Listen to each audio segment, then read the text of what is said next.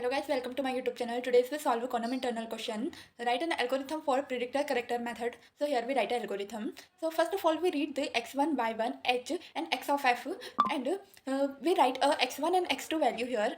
Remark y2 is computed by the Hume's method, and in the third step we take a s1 and store the value of f of x1 and y1, and x2 value is x1 into h1, and y2 is x1 plus h, and x2 value is x1 in plus h1, and x2 value is x1 plus h, and we store the value in y2 is y1 plus h into s1, and s2 value is we store the s2 in f of x2 and y2 value. Now the y2 value we update and y1 plus h into s1 plus s2 divided by 2. In the third step we put the loop here, while put a condition here, x2 is less than is equal to f of x to x of f do, while x2 is less than equal to of x of f.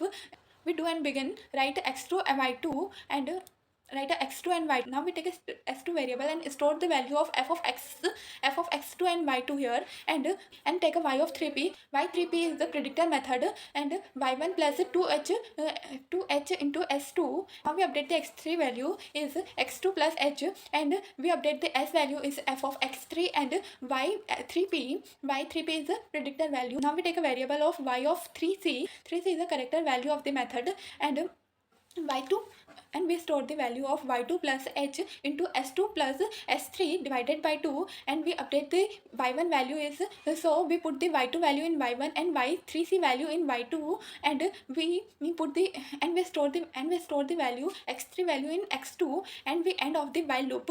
Now at the end we stop the algorithm here. So this is the algorithm for the predictor corrector method. So thank you guys for watching my